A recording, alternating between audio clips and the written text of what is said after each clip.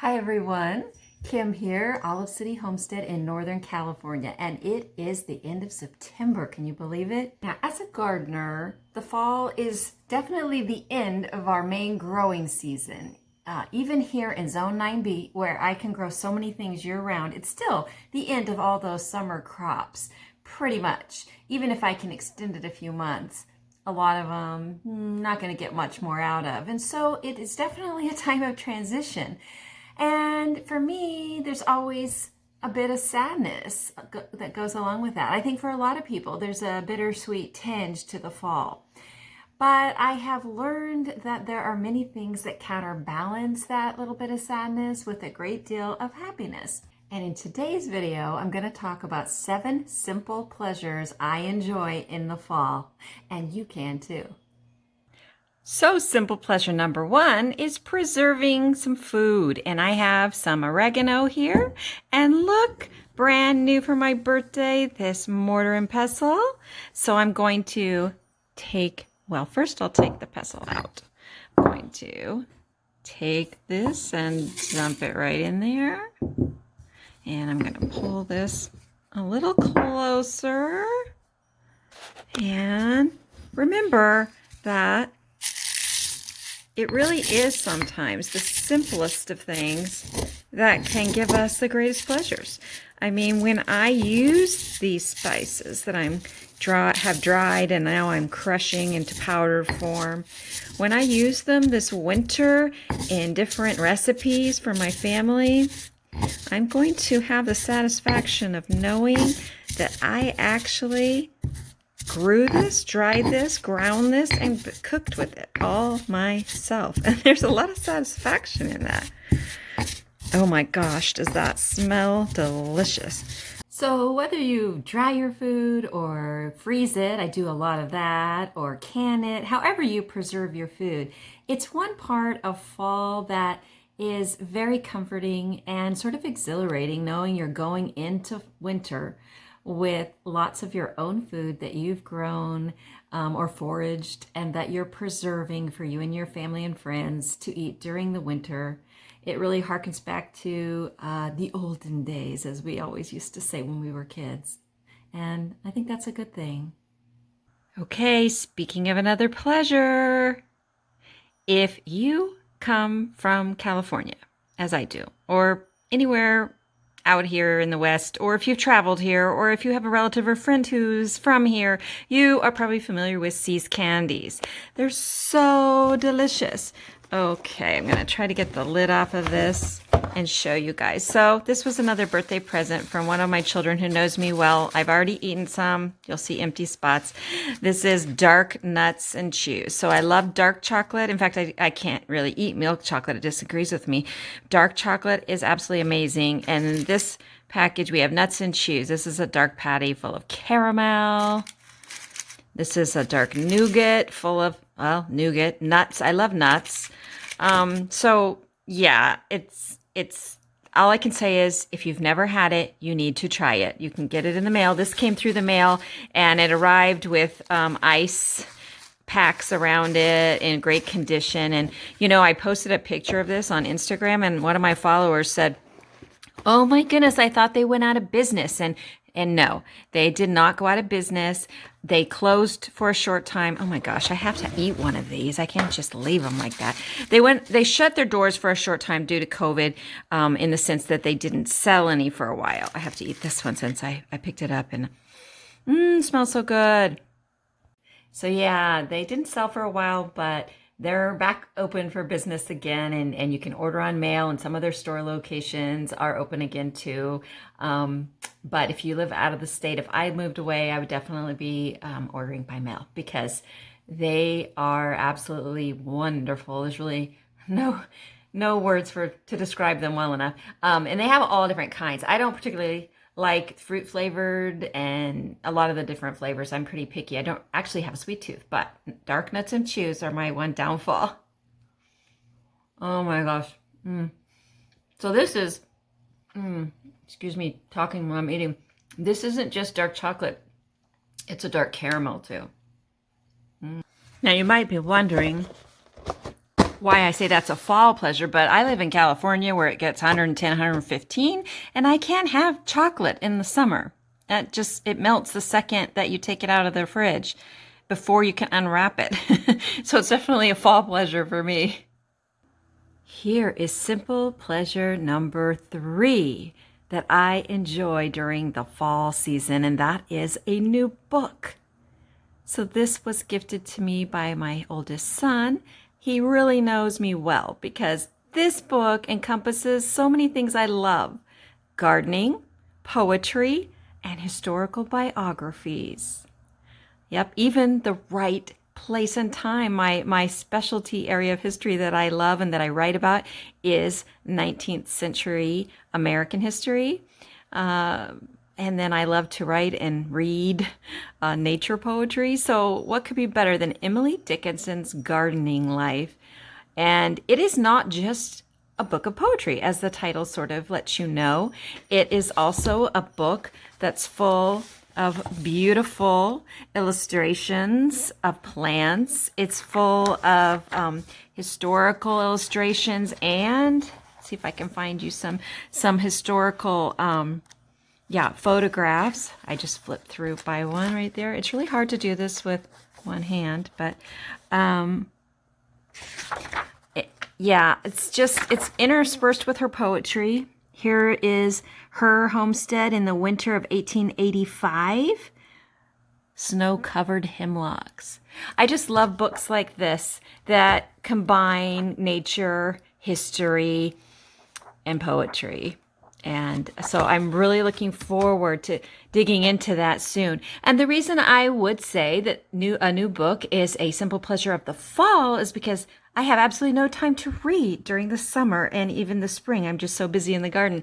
But as fall comes around, I do have the time. As the days shorten, I have those evening hours when I can snuggle up in bed. Not yet by the fire. It's still too hot for that. But I can snuggle up and enjoy a new book like this one. So simple pleasure number 4 in the fall for me is planting fall flowers and fall bulbs. So bulbs are a new thing for me. In the last couple of years, when I moved to this property, there were already bulbs planted here, and I didn't know that until the spring after I moved here. And daffodils and bearded irises started coming up around the place. And that was fun, but for some reason, I guess because I'd never done any flower gardening at all before, it didn't occur to me to plant my own bulbs until last year. So in fall of 2019, I planted tulip bulbs and more iris bulbs, and they came up this spring and were so lovely. It was so exciting and fun to see them pop up in the spring. I almost didn't believe they were going to do it until they did it. So now I have the bug. So I have ordered a bunch of bulbs to plant this month or over the next couple of weeks, and they include some large alliums, purple and white, and lots of dahlias. I already grow dahlias, but kind of smaller ones, and now I'm going to branch out into some of those big dinner plate ones, so that's kind of exciting and fun to look forward to. And then what else am I planting? Well, I last year, a year and a half ago, I also planted Leatris or Leatris. I've heard it pronounced all 3 ways.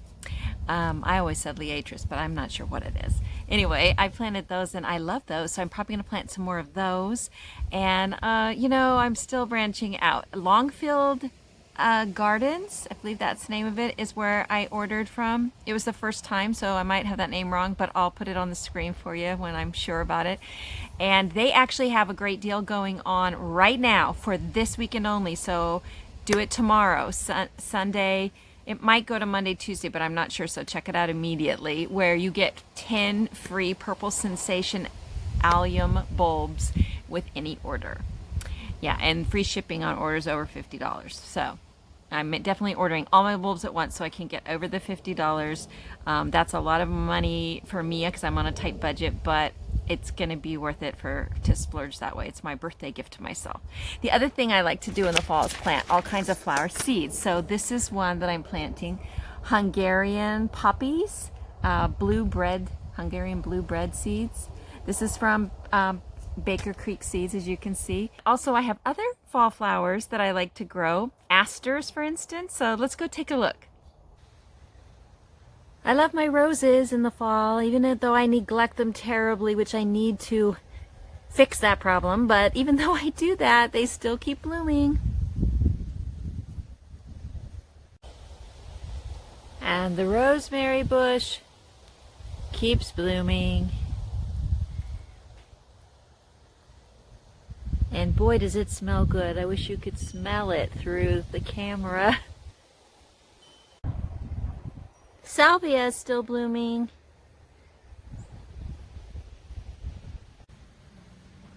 Of course, you can almost never stop gazanias from not only blooming, but from spreading. I mean, I have these flowers everywhere now because they just keep blooming and keep spreading.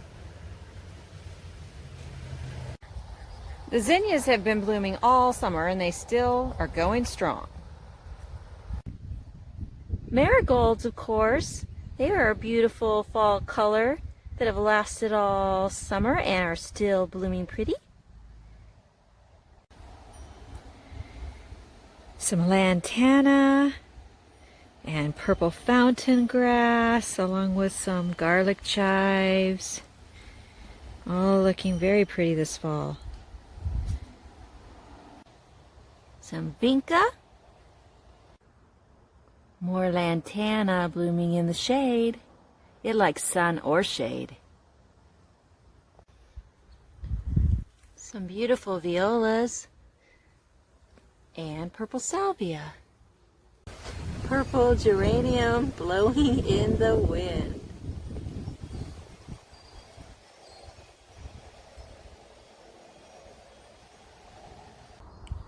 Raggedy Ann zinnias.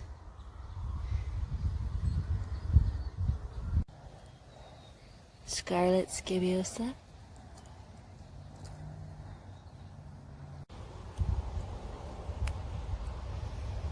Some dark night scabiosa.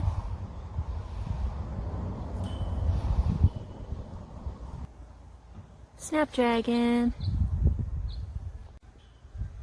Wildflowers.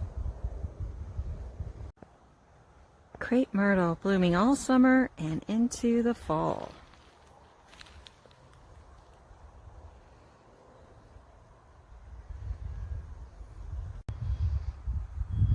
Lantana everywhere.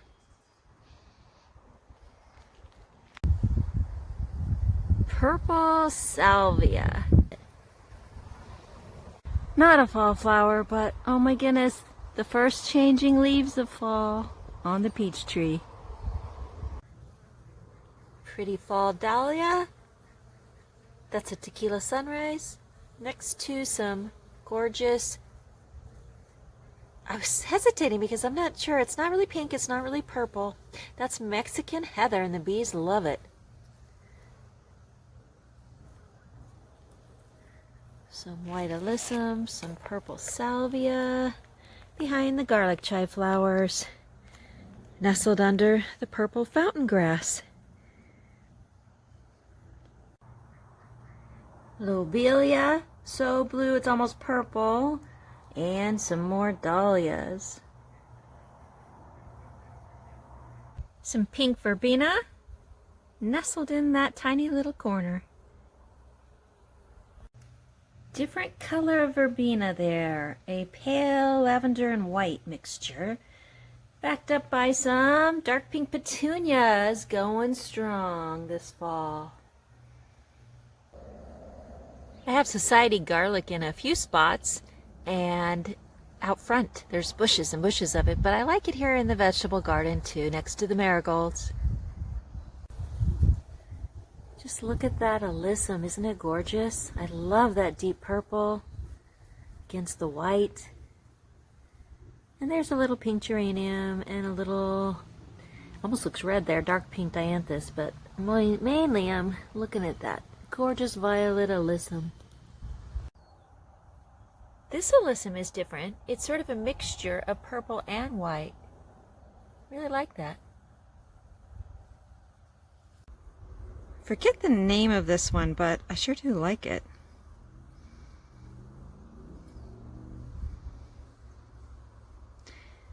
basil and coreopsis behind it. Anybody know the name of that one? So simple pleasure number 5 is planting fall and winter crops.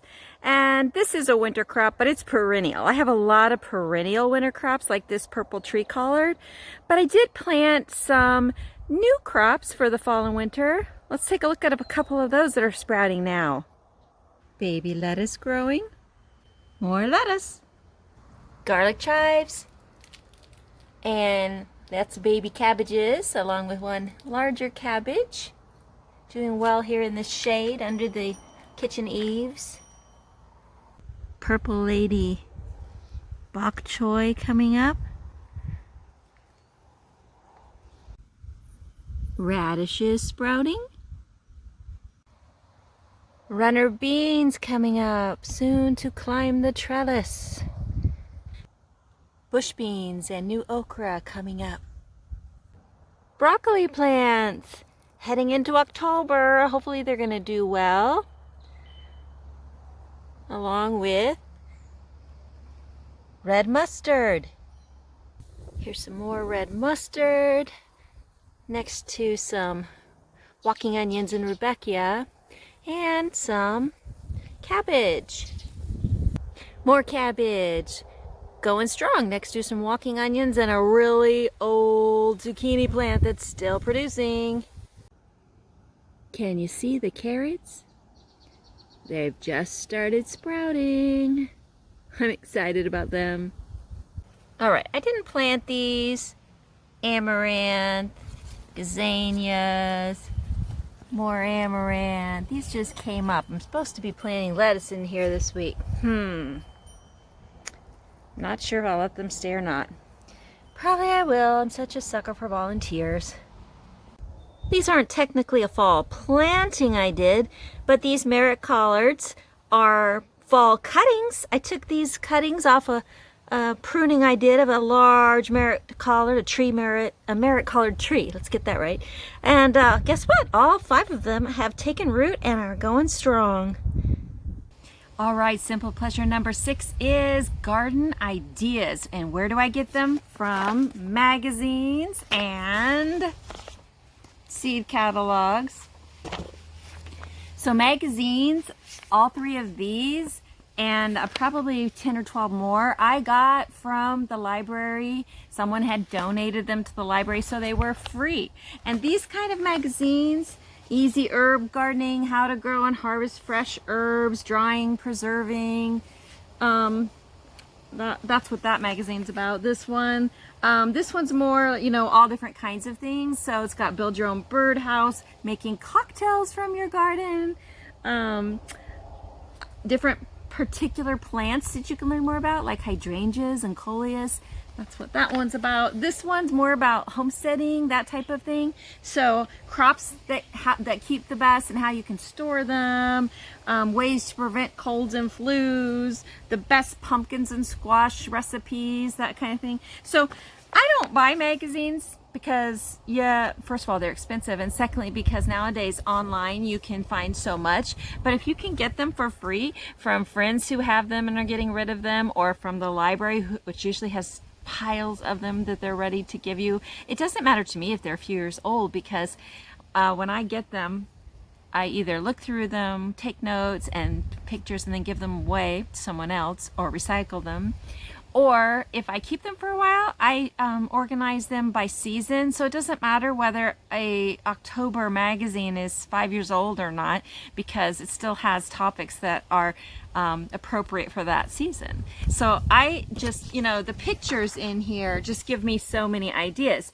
And the thing about that is, nowadays with Instagram and Pinterest and YouTube, you can get the same type of inspiration and new ideas from those places. Sometimes we need to see it to believe it's possible. So whether it be, growing a certain plant in the shade, or building a she shed, which I did after seeing lots of them in an Instagram thread and on a Facebook group, or planting certain flowers that you just, have never even considered before, maybe you never heard of before, but then you see it and you're just captured by the beauty or the interesting look of it or whatever it might be. Sometimes it's a picture or a video that really captures your interest. And so in the fall, I pick these things up, or I go follow those threads on Instagram or Facebook, and I take a look at those pictures and I start writing down ideas. And then of course, as most gardeners do, we get out the seed catalogs and we peruse them and we dream. And here's a little hint. Baker Creek, for instance, which is pretty popular, their catalog, their big catalog that's like this thick is $10, but you can get the free one, which is still pretty thick and has a lot of their stuff, and you can get that for free by signing up on their website. And then of course they have tons of stuff on their website that you can look into. So if you see certain garlics in here, you can go on their website and see if they have other varieties too, if you can't afford their $10 catalog or just don't want to spend that money on it. But again, pictures, and most of these catalogs nowadays have wonderful pictures. They just speak to you, especially in the fall when the colors in a lot of our gardens are diminishing, fading. We can dream big and we can start planning for the spring. And that is a very important but simple pleasure of the fall. So simple pleasure number 7 in the fall for me is that I have more leisure time for traveling and for learning. So I love taking field trips. Woo! It's breezy out here today. I love taking field trips. That's what I call them anyway, because I learn so much when I'm on them. So yeah, I go to museums. I go to nature museums and history museums and all kinds of museums. Art museums, that's one of my favorites. And I like to travel to different areas of the state and of the country. I am known for taking long cross-country drives and driving the whole way myself. I love stopping at different sites, whether that be little, on the roadside museums. I remember a Pony Express museum in Indiana that we always stop at. I think it's Indiana. Yeah, it all blends together when you're driving for 42 hours straight. But I know the stop. Anyway, I love to stop at public gardens, and I love just exploring around this area. Now this year with COVID, probably not going to do so much traveling, but there's still so much you can do as far as in your leisure time getting out and about and exploring and taking field trips. So I plan to go to lots of local, I say that loosely, within a 3-hour driving range, nurseries, and explore what they have to offer in the way of plants.